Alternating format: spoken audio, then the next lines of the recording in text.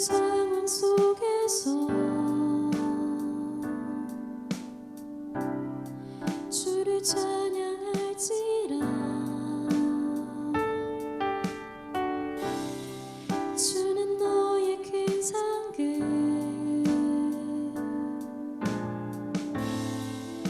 큰 도움이시라. 주의 얼굴 구할 때 주의 영을 부으소. 크신 사랑 안에서 주를 보게 하소서.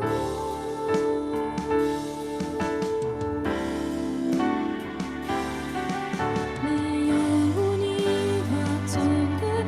확정되어 싸우니 믿음에 눈들어 주를 바라봅니다.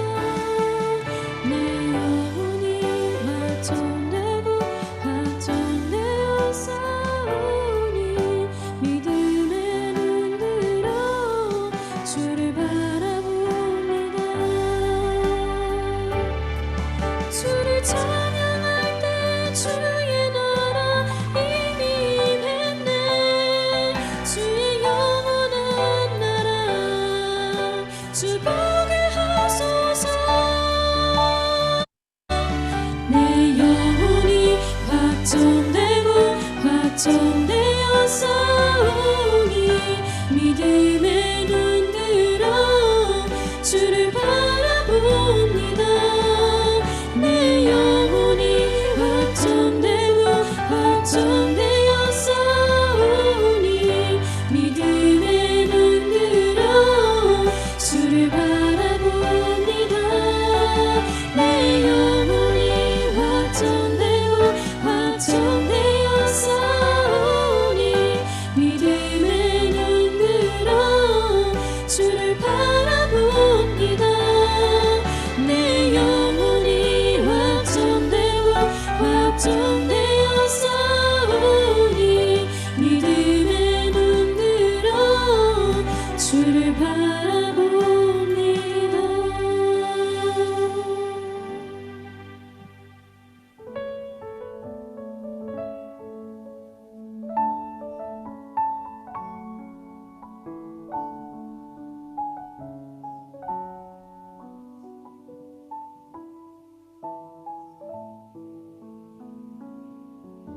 슬픈 마음이 있는 자, 뭔가 영혼 병든 자, 누구든지 부르시오. 예수 이름 부르시오. 그 이름을 믿는 자, 그 이름을 부르는 자, 그가 어떤 사람이든 그는 구원 얻으리.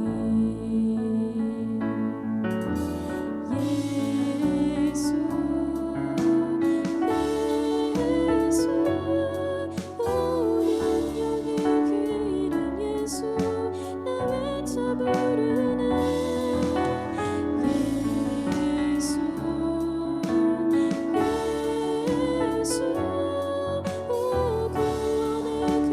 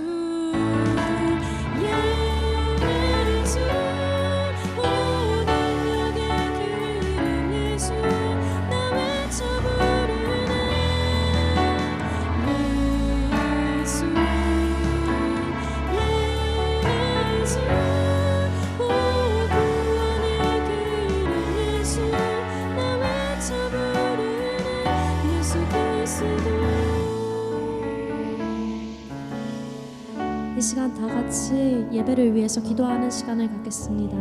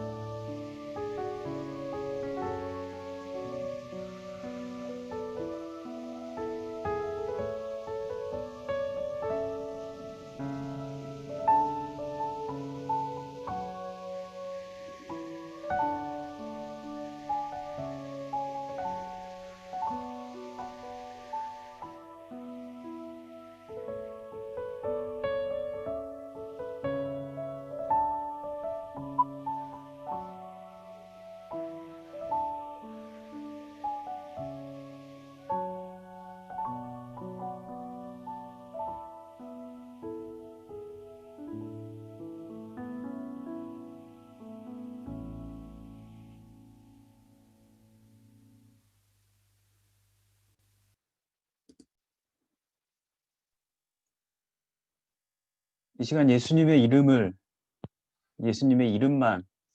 높이길 원합니다. 이 시간 우리 가운데 오셔서 우리가 높여드리는 그 찬양을, 당신의 이름을, 당신의 영광을 받아주시길 간절히 기도합니다. 하나님, 이 시간도 우리가 주님을 예배하기 위하여 모였습니다. 하나님께서 함께해 주시고 우리의 예배 가운데 임재해 주십시오. 그래서 이 예배가 주님만 높여드리는, 또 주님의 그 은혜만을 누릴 수 있는 귀한 시간 될 수 있도록 하나님 인도해 주시길 기도합니다. 하나님, 우리가 기도했습니다. 슬픈 마음, 또 무너지는 내 심령, 또 때로는 세상이 무엇인가 바라볼 수 없고 기대할 수 없는 그 마음을 또 가지고 주님 앞에 나왔는데, 주님이 모든 것들 우리 주님이 아시니 받아주시고, 하나님께서 우리 마음 가운데서 일해 주시고 또 우리의 상황 가운데서 일해 주셔서 정말 하나님께서 일하시는 그 모든 것들을 우리의 삶 가운데 언제나 느끼며 누리며 살아갈 수 있는 저희들 될 수 있도록 하나님께서 인도하여 주시옵소서. 하나님, 한 주간도 우리 주님께서 우리와 함께 계신 줄 믿습니다. 하나님, 하지만 우리가 종종 하나님께서 우리와 함께 계심을 잊고 살아왔던 적이 또한 있음을 이 시간 고백합니다. 하나님, 그 시간들 하나님 용서해 주시고 더 남은 시간은 더 주님께 집중할 수 있는, 그래서 주님과 함께 온전히 걸어갈 수 있는 저희들의 삶이 되어질 수 있도록 하나님 그렇게 인도해 주시길 기도합니다. 아버지, 우리가 예배하러 나왔습니다. 우리의 마음과 우리의 신령한 모든 것들을 다 주님께 집중하고 주님께 올려드리는 복된 시간 될 수 있도록 하나님께서 함께하여 주시옵소서. 모든 예배의 시종을 우리 주님께 의탁합니다. 하나님 함께하여 주실 줄 믿습니다. 살아계신 예수님의 이름으로 간절히 기도합니다. 아멘. 오늘 말씀을 같이 함께 우리 사도신경으로 우리 함께 신앙을 고백하겠습니다. 전능하사 천지를 만드신 하나님 아버지를 내가 믿사오며 그 외아들 우리 주 예수 그리스도를 믿사오니 이는 성령을 잉태하사 동정녀 마리아에게 나시고 본디오 빌라도에게 고난을 받으사 십자가에 못 박혀 죽으시고 장사한 지 사흘 만에 죽은 자 가운데서 다시 살아나시며 하늘에 오르사 전능하신 하나님 우편에 앉아 계시다가 저리로서 산자와 죽은 자를 심판하러 오시리라. 성령을 믿사오며 거룩한 공예와 성도가 서로 교통하는 것과 죄를 사하여 주시는 것과 몸이 다시 사는 것과 영원히 사는 것을 믿사옵나이다. 아멘. 오늘 말씀 같이 함께 보겠습니다. 오늘 말씀은 마태복음 3장 13절부터 17절까지 말씀입니다. 제가 봉독해 드리겠습니다. 그때 예수께서 요한에게 세례를 받으시려고 갈릴리를 떠나 요단강으로 요한을 찾아오셨다. 그러나 요한은 내가 선생님께 세례를 받아야 할 터인데 선생님께서 내게 오셨습니까? 하고 말하면서 말렸다. 예수께서 대답하셨다. 지금은 그렇게 하도록 하여라. 이렇게 하여 우리가 모든 의를 이루는 것이 옳다. 그래서야 요한이 허락하였다. 예수께서 세례를 받으시고 곧 물에서 올라오셨다. 그때 그에게 하늘이 열렸다. 그는 하나님의 영이 비둘기같이 내려와 자기 위에 오시는 것을 보셨다. 그리고 하늘로부터 이는 내 사랑하는 아들이라 내가 그를 좋아한다 하시는 소리가 들려왔다. 아멘.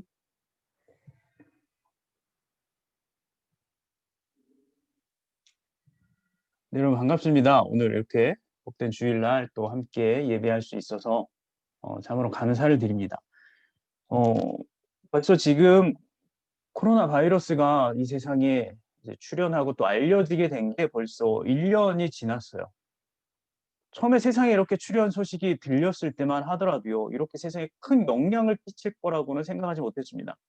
그래서인지 지난 한 해를 조금 우리가 뒤돌아보면 방역을 포함한 여러 면에서 수많은 실수와 시행착오가 있었던 것을 우리가 좀 확인할 수 있습니다. 뭐 지금도 아직까지도 전 세계에서는요, 그 시행착오와의 싸움이 계속해서 좀 진행되고 있는 것 같습니다. 뭐 지난주에도 뭐 독일에서 더 강력한 조치가 내려졌죠. 뭐 마스크를 뭘 써야 된다. 아니다. 뭘 쓰면 안 된다. 뭐 이런 이야기를 계속해서 이런 뭐 논란거리들이 계속해서 있어요. 하지만 이 모든 것은요. 그동안의 시행착오를 발판 삼아서 더 큰 실수를 이제 범하지 않기 위해서 이러한 조치가 우리에게 내려졌다. 그렇게 저는 개인적으로 생각합니다. 여러분 이렇게 좀 치명적인 바이러스가 세상에 나오게 됐을 때 진짜 많은 것들이 바뀌었습니다. 정말 우리가 생각할 수 없을 정도로 너무나도 많은 것들이 바뀌었고요. 그리고 그동안의 많은 실수와 시행착오를 거쳐서 쪼끔씩 그리고 아주 천천히 어쩌면 물론 우리가 싸움에서 이길 수 있을까라고 좀 생각을 하지만 그래도 쪼끔씩은 이 싸움에서 좀 이기는 방법이 무엇이 있을까 좀 찾아가고 있는 그러한 좀 단계라고 저는 생각합니다. 부디 바라기는요. 좀 빠른 시일 내에 이 싸움이 좀 끝났다라는 그런 소식이 들려지기를 좀 소망합니다. 여러분도 좀 같이 그렇게 기도해 주고 계시리라 믿습니다. 예. 지금 우리는 세상적으로 보면 1년 전에 출현한 이 바이러스와의 싸움을 각자의 자리에서 계속해서 하고 있어요. 뭐 저희도 저희 나름대로 각자의 자리에서 싸우고 있는 거고 방역도 의료진들 뭐 연구진들 이 사람들도 다 각자의 자리에서 싸우고 있는 겁니다. 그리고 뭐 종교적으로 본다면요. 이 바이러스 때문에 우리의 민낯이 좀 드러나게 되는 그런 일들이 좀 많이 발생했습니다. 교회의 문제점, 뭐 교회뿐만 아니라 뭐 이단들의 문제점, 뭐 그동안 종교적으로 수면 아래 가라앉아 있던 것들이 이 바이러스 때문에 정말 이 많이 좀 공중으로 좀 떠올랐어요. 많은 사람들이 볼 수 있도록, 많은 사람들이 뭐가 문제인지 좀 드러내 버리는 그러한 시간이 좀 되었다라고 저는 좀 생각합니다. 그래서 그 민낯을 통해서 '아 이게 우리의 문제점이었구나.' 그리고 또 '내가 이걸 어떻게 그러면 이 문제점을 우리가 어떻게 고쳐 나가야 될까?'라는 그런 숙제가 우리에게 좀 이 바이러스를 통해서 좀 우리에게 주어졌다라고 저는 생각합니다. 여러분 그리고 우리는 이 숙제에 대한 해답을 어디서 찾아야 되냐? 바로 성경을 통해서 찾아야 한다라는 사실을 우리는 또 분명히 알고 있어요. 오늘 본문을 보면 오늘 13 절을 이렇게 시작하고 있더라고요. 그때 예수님께서 갈릴리로부터 요단강에 오셨습니다. 예수님께서는 요한에게 오셔서 세례를 받으려고 하셨습니다라고 기록합니다. 여러분 오늘 본문의 말씀은 예수님께서 이 땅에 오시고 이제 인간 요셉의 아들로서의 삶이 아니라 이제 본격적으로 하나님의 아들로서 세상에 자신을 이제 나타낸 그 날을 기록하고 있는 거예요. 그동안 이 앞장은 뭐 예수님의 족보부터 시작해서 예수님의 뭐 어린 시절 뭐 이런 부분들이 잠깐 성경에 등장한다면 이제 그동안은 이제 철저하게 인간 요셉의 아들 또 마리아의 아들로서 그 모습을 이 땅에 보이셨다 그러면 이제 오늘 본문의 말씀은 뭐냐면 더 이상 인간 요셉의 아들이 아니라 하나님의 아들인 예수로서 이 땅에 나타나게 되는 그 날을 바로 기록하고 있다라는 거예요. 여러분 오늘 교회력으로 지금은 어느 때입니까? 교회력으로 보면 지금 우리는 어떤 절기를 지키고 있을까요? 주현절입니다. 주현절을 지키고 있어요. 이 주현절이 뭐냐면 바로 오늘 등장한 이 예수님. 하나님의 아들로서 세상에 자신을 드러낸 그 때를 기념하면서 지키는 절기예요. 아 이제 드디어 예수님께서 공생애를 시작하셨구나. 이제 드디어 인간 요셉의 아들로서의 그 예수의 모습이 아니라 하나님의 아들로서 하나님의 아들인 예수로서 이 땅에서 그 생애를 사역을 또 시작하시는 그날 그때를 기념하는 절기가 바로 주연절이다라는 겁니다. 우리는 바로 이 날을 지키고 있는 거예요. 왜냐하면 하나님의 아들이신 예수님의 나타나심은요. 바이러스가 세상에 출현한 것보다 훨씬 더 큰 변화를 이 세상에 남겨줬기 때문이에요. 수많은 변화를, 바이러스보다 훨씬 더 많은 변화를 이 땅 가운데 드러냈기 때문이다라는 겁니다. 여러분, 그렇다면 하나님의 아들로서 자신을 이 땅에 예수님께서 나타나셨을 때 세상은 어떠한 변화를 맞게 되었을까요? 그리고 그것이 오늘날 우리에게 던져진 숙제에 대해서 어떠한 답을 전해줄 수 있을까요? 우리가 오늘 함께 좀 말씀을 통해서 함께 좀 이 문제를 좀 고민해 보도록 하겠습니다. 먼저 예수님께서 이 세상에 등장하셨을 때 주변에서 일어났던 가장 큰 변화는 뭐였냐면 치유와 회복의 사역이 일어났다라는 겁니다. 한 예로 세례 요한의 제자들이 이제 예수님께 와서 질문합니다. 예수님이 당신이 성경에 그렇게 오신다라고 되어 있던 그런 메시아입니까? 당신 진짜 메시아가 맞나요? 우리가 기다려야 되는 메시아가 맞나요? 아니면 당신 말고 우리가 또 다른 사람을 기다려야 됩니까? 라는 그런 질문을 해요. 그에 예수님께서는 이렇게 대답하십니다. 마태복음 11장에 보지 못하는 사람이 보고 걷지 못하는 사람이 걷고 문둥병 환자가 깨끗해지고 듣지 못하는 사람이 듣고 죽은 사람이 살아나고 가난한 사람에게 복음이 전해진다라고요. 여러분, 실제로 성경을 통해서 본다면 예수님께서 공생애 가운데 가장 많이 하셨던 그 사역이 바로 병든 사람 고치는 일, 귀신 들린 사람을 고쳐주는 일이었어요.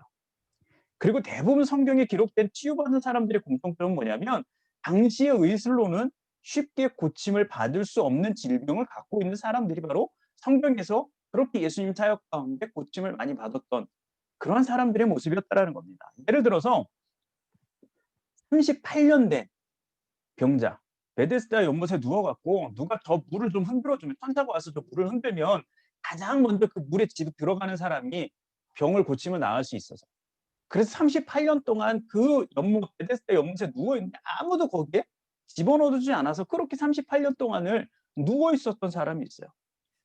또 누가 있을까요? 몸을 움직일 수 없어서 4명의 친구들이 지붕을 뚫고 예수님께 데려왔던, 그렇게 그 친구들의 도움을 받아야만 움직일 수 있었던 그 중풍병 환자가 있었고요.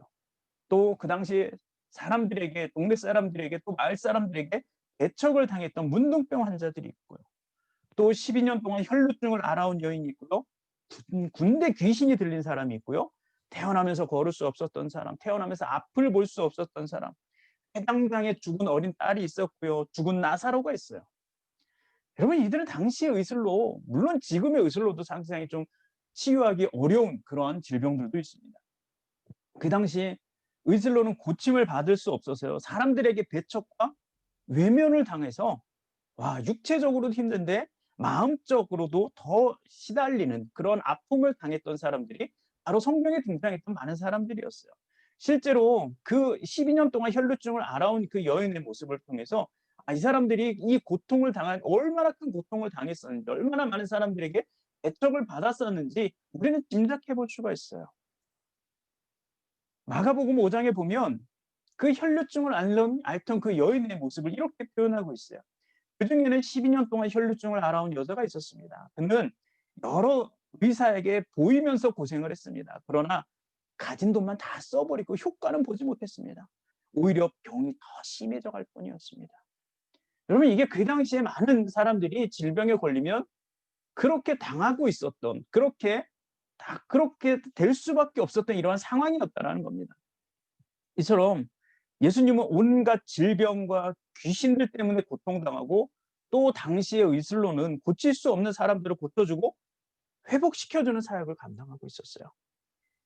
그리고 예수님은 앞에서도 이야기한 것처럼 육체적인 질병만 고쳐주신 것이 아니라 당시 이러한 질병 때문에, 혹은 질병이 아니더라도 온갖 차별과 편견 때문에 정신적인 고통을 당하고 있었던 사람들, 정신적으로 사람들에게 배척을 받아왔던 사람들도 예수님께서는 그들을 찾아가셔서 그들을 치료하고 회복시켜주고 계신다는 것을 우리는 성경을 통해서 또한 확인할 수 있습니다.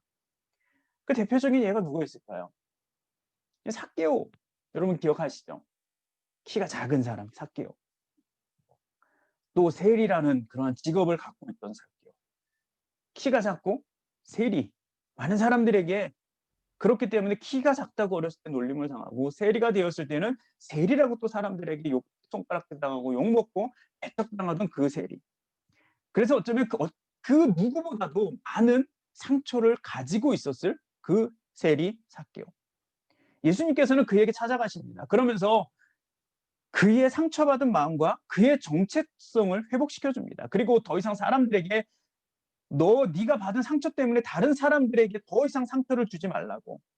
그래서 너는 그들에게 더 이상 사람들에게 욕먹는 그러한 존재가 아니라 오히려 네 것을 사람들에게 나눠주고 더 예수님의 복음을 전하는 사람이 되라고 지금 그렇게 그를 회복시켜 주십니다. 실제로 이 삭개오는 어떻게 합니까? 예수님을 만난 이후로 그는 완전히 변해요. 자기의 것을 사람들에게 나누기 시작합니다. 그리고 성경에 기록되어 있지 않지만 외경의 그 다른 문헌에 찾아보면 삭개오가 어딜 갔다고요? 그 당시 유대인들이 가기 싫어하는 사마리아 땅에 가서 예수님을 증거하는 사람이 되었다라고 기록하고 있는 문헌이 남아 있습니다. 여러분, 그렇게 예수님의 복음을 앞장서서 전하는 사역을 감당하는 사람이 되었던 걸 우리는 성경을 통해서 볼 수 있어요.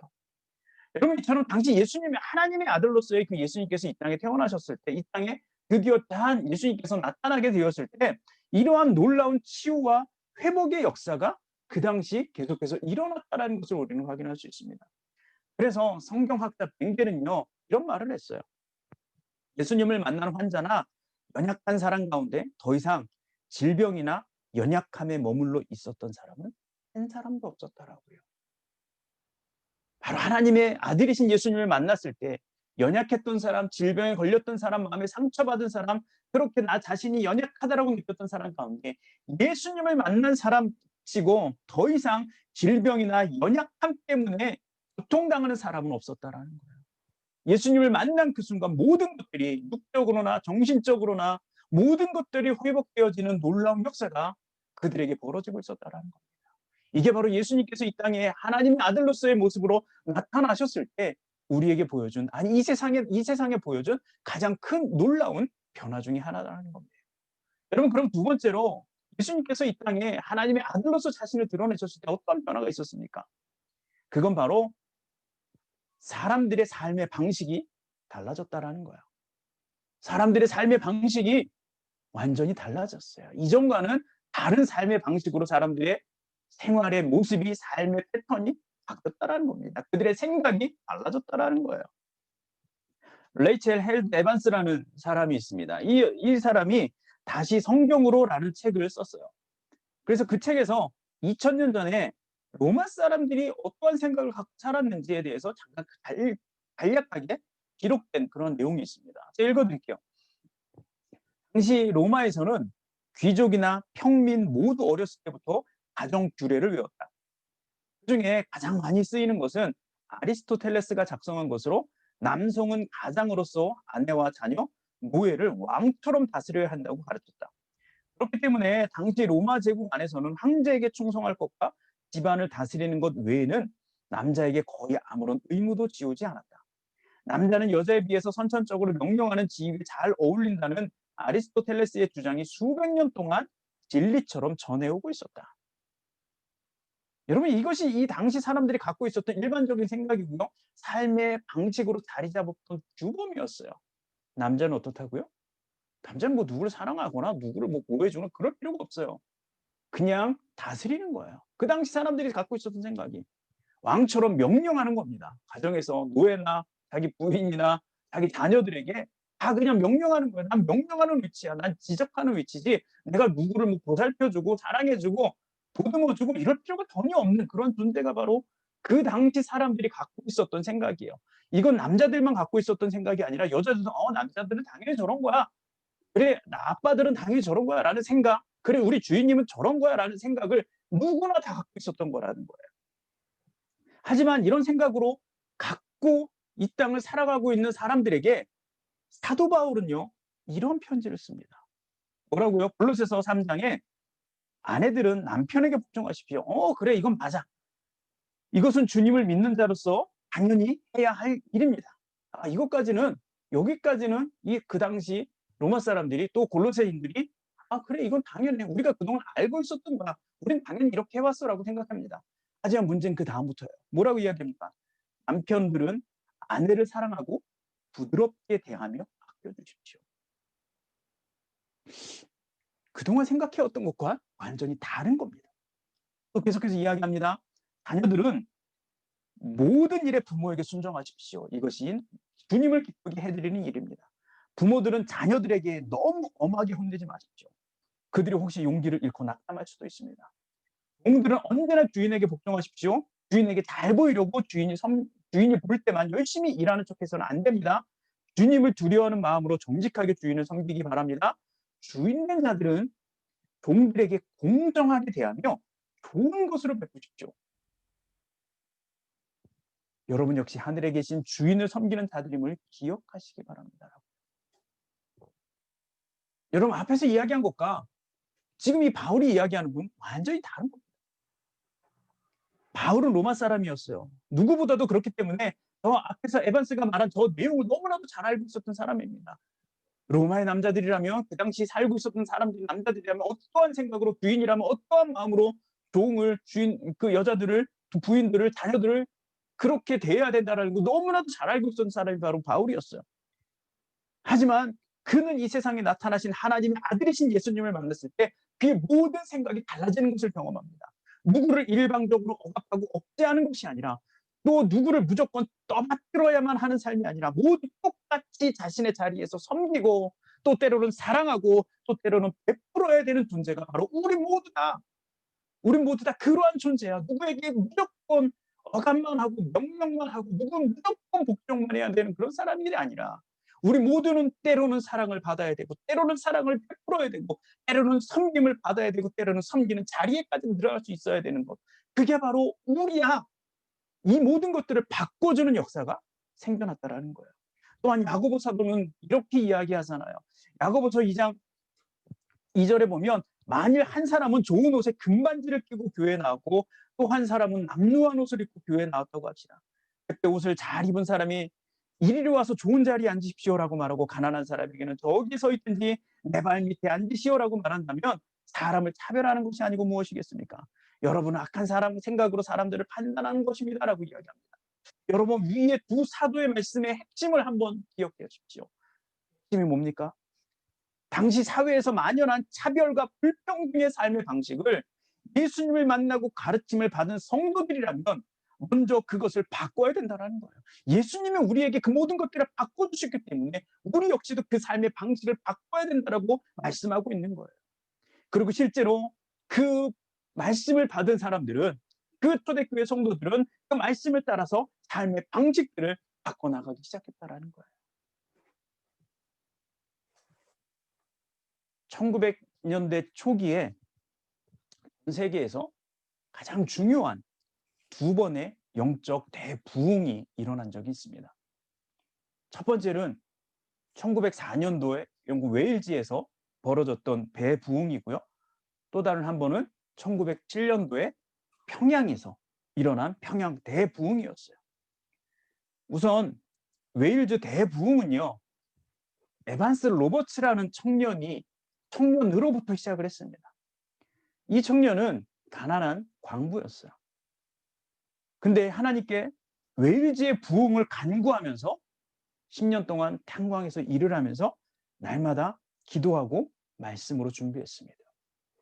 그러다가 어느 날 웨일즈 시골의 한 작은 교회에서 수요 예배 때 17명의 사람들에게 말씀을 전한 것으로 그 복음 운동을 시작해서 한 달 만에 3만 7천 명이 예수님을 믿게 됐습니다. 그리고 불과 5개월 만에 10만 명의 사람들이 그 웨일즈 사람들이 하나님께로 돌아오는 역사가 일어납니다. 제가 예전에 웨일즈에 살았을 때 저희 동네에서 그 대부흥 운동이 일어났던 교회까지 차로 한 10분 정도밖에 걸리지 않았어요. 그래서 어렵지 않게 그 당시 부흥이 어땠는지 자료를 쉽게 그곳에 가서 찾아볼 수가 있었습니다. 당시 부흥의 여파로 사람들에게 엄청난 일들이 일어나는, 사람들이 다 예수님만 믿고 그냥 그것으로 끝난 것이 아니라 바로 삶의 방식이 그 당시 사람들에게 완전히 달라졌다라는 그런 기록들을 너무나도 쉽게 찾아볼 수 있었어요. 우선 범죄자가 없어갖고요. 그 당시에 너무 그 부흥이 일어나고 다 예수님을 믿는 사람들이 너무나도 많이 생겨가지고 범죄자가 없던, 범죄가 벌어지지 않아요.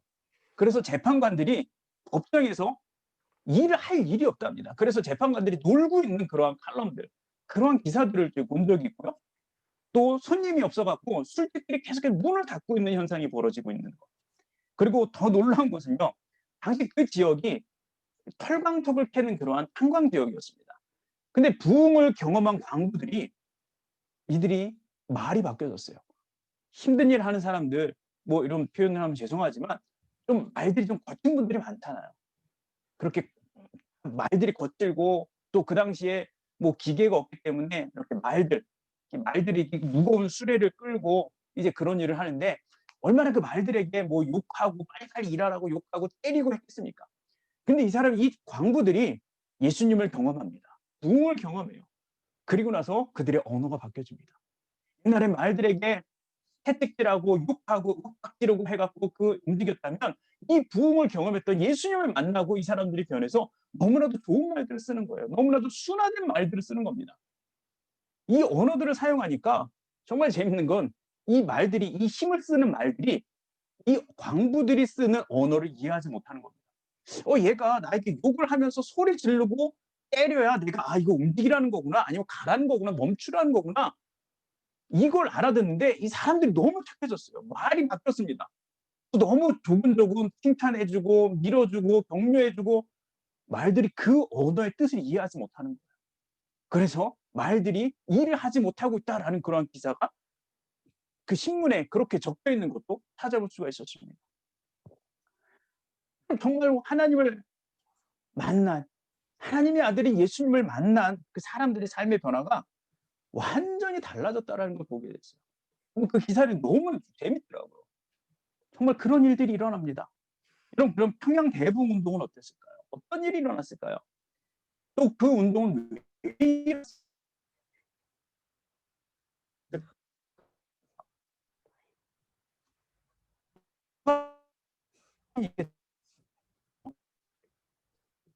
하지만 핵심적인 사건은요, 좀 잘 좀 정리 좀 해줘라. 그래서 가족들에게 좀 잘 좀 연계해줘라라고 이야기를 했는데, 그 재산을 이 기선주라는 사람이 정리를 하다가 그만 거금을 몰래 자기가 착복합니다. 근데 이 사건을 공개적으로 수천 명이 모여 있는 그 집회에서 눈물로 고백을 하면서 시작합니다. 그 일로 수많은 선교사들을 포함한 사람들이요, 거기에서 자기의 죄를 고백하고요, 회개합니다.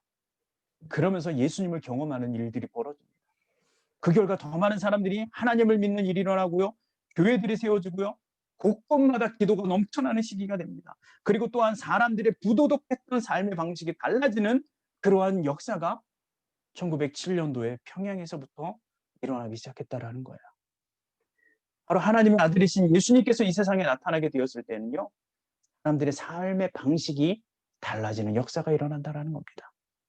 다시 말하지만 여러분, 지금 우리는 주현절을 지키고 있어요. 그리고 이 말씀의 의미는 뭐냐면 이미 우리의 삶 가운데 하나님의 아들이신 예수님께서 나타나고 계셨다라는 겁니다. 이미 나타나 계셨어요. 이미 하나님의 아들이 우리 가운데 나타나 계신다라는 겁니다. 앞에서 말씀드렸지만 지금 우리는 코로나 바이러스 때문에 교회를 비롯한 많은 종교인들의 민낯을 보게 되었어요. 세상의 치료와 회복의 역사를 쓰는 대신에 오히려 분열시키고 더 병들게 만드는데 그 역사를 쓰는데 기여하고 있는 우리의 모습을 우리는 보고 있어요.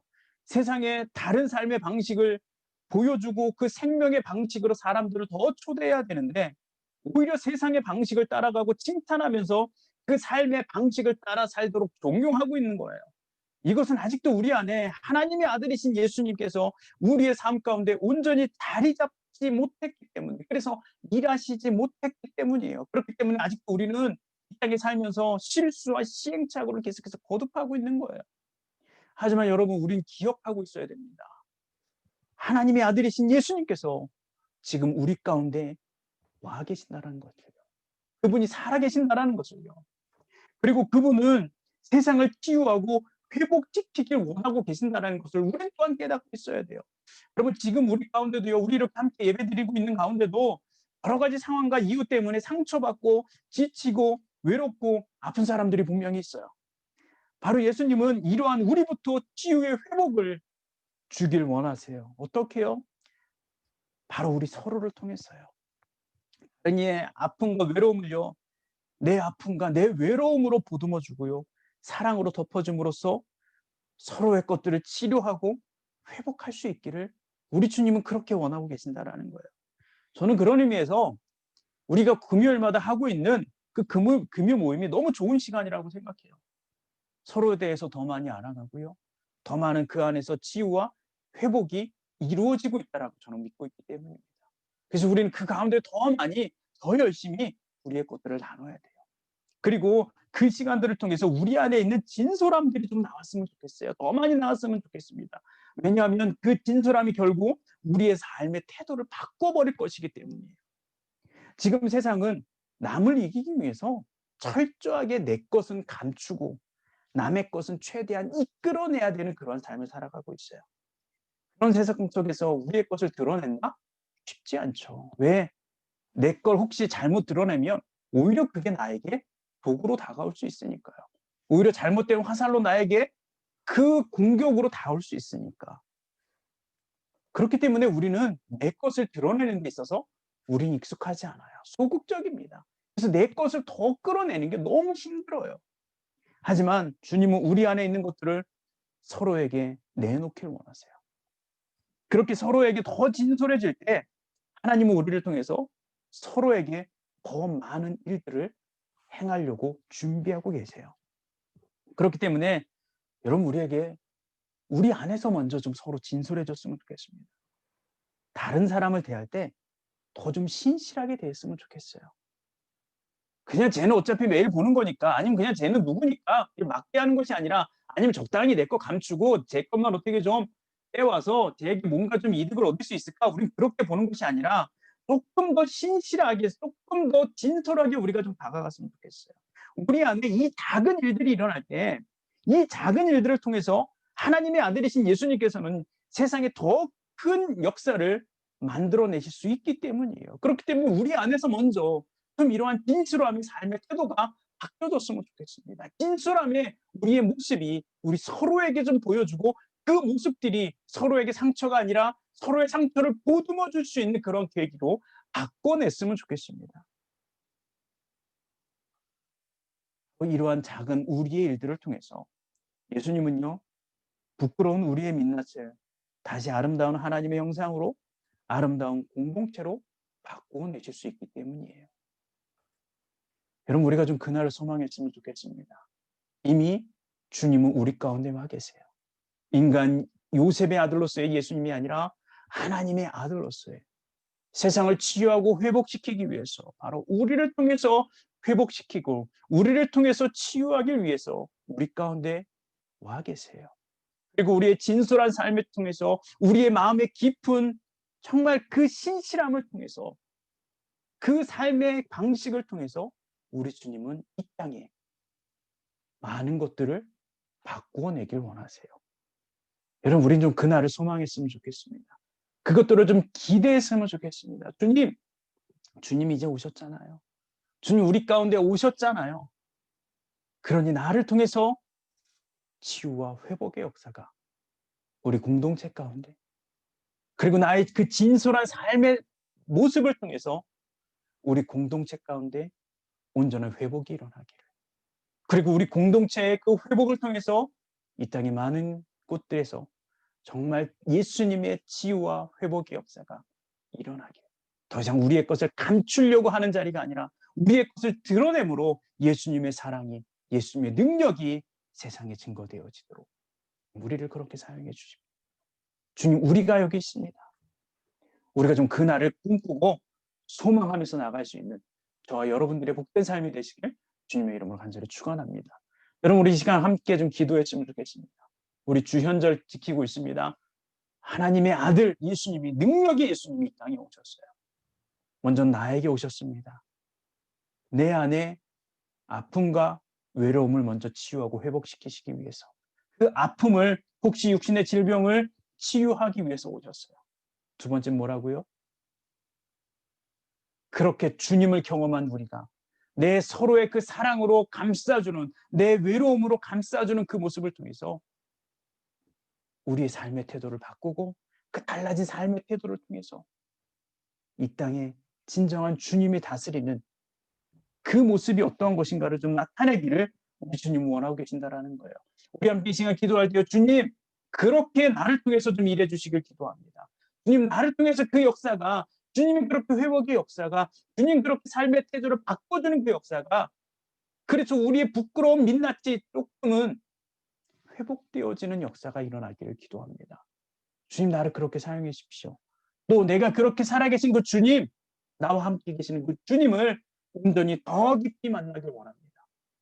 우리 시간 함께 기도하는 시간 갖도록 하겠습니다. 같이 기도하겠습니다.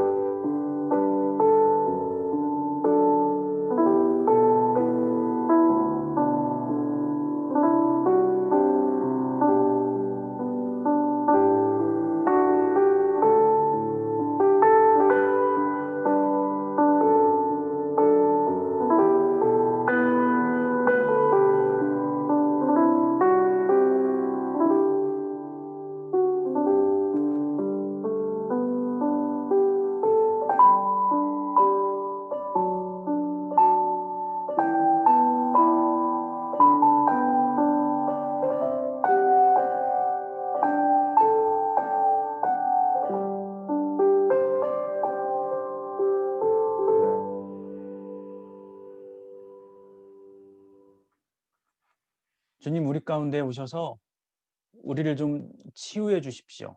우리의 아픔과 우리의 외로움과 또 때로는 우리의 상처받은 마음과 또 때로는 우리의 육신의 질병과 아니 그 모든 것들을 좀 치유하고 회복시켜 주십시오. 그리고 또한 나의 연약한 모습을 가지고 지금 내 주위에 있는 상처받고 외로워하고 아파하는 사람들에게 좀 보듬어 줄 수 있는 우리가 될 수 있기를.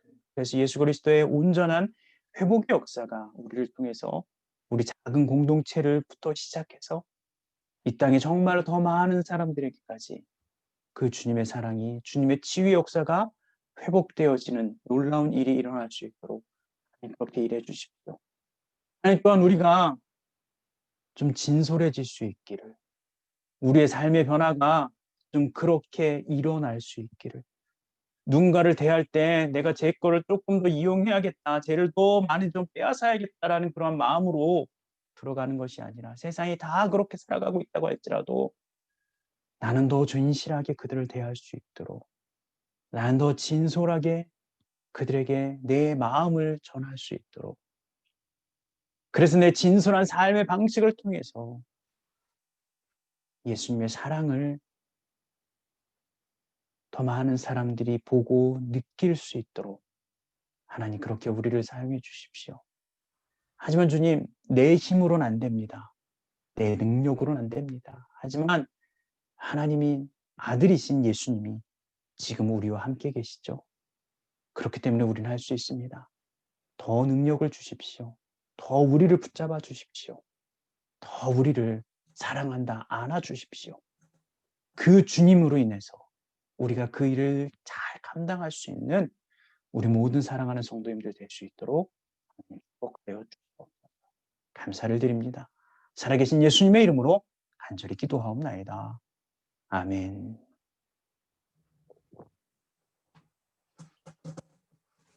네, 교회 소식 전해 드리겠습니다. 우리 금요 모임 있습니다. 우리 기도하고 나누는 시간이 있어요.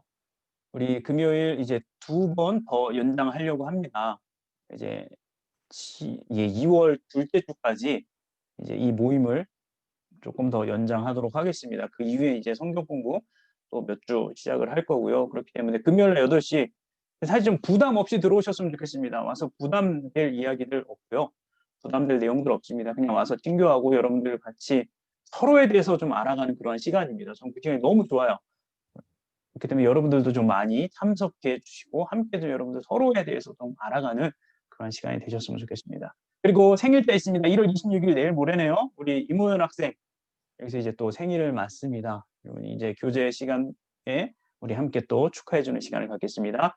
그리고 2월 26일부터 27일이죠. 코스타 및 유스 코스타가 온라인으로 진행됩니다. 오늘 함께 모여서 좀 같이 예배하고 같이 은혜 나누고 해야 되는데 지금 이 너무 코로나 때문에 지금 그렇게 할 수가 없습니다. 그래서 이제 인터넷으로 온라인으로 진행됩니다. 자세한 정보 지난주에 카톡으로 그 교회 단톡방에 올려놨는데 혹시 또 궁금하신 분들은 우리 장수지 자매에게 문의해 주시면 아마 친절하게 잘 설명해 주실 것이라 믿습니다. 다른 소식 없으시면요. 우리 같이 축도하고 오늘 예배 마치고 함께 또 교제하는 시간으로 만나도록 하겠습니다. 기도하겠습니다. 이제는 우리 주 예수 그리스도의 크신 은혜와 하나님 아버지의 놀라우신 사랑하심과 성령님의 감화감도 교통하심의 역사가 오늘 우리 함께 예배하고 또 기도하고 결단하고 이제 세상으로 나아가는 우리 사랑하는 성도님들의 모든 머리와 가정과 직장과 사업체와 학업과 삶의 터전 위 이제로부터 영원토록 함께 하시길 간절히 축원하옵나이다. 아멘.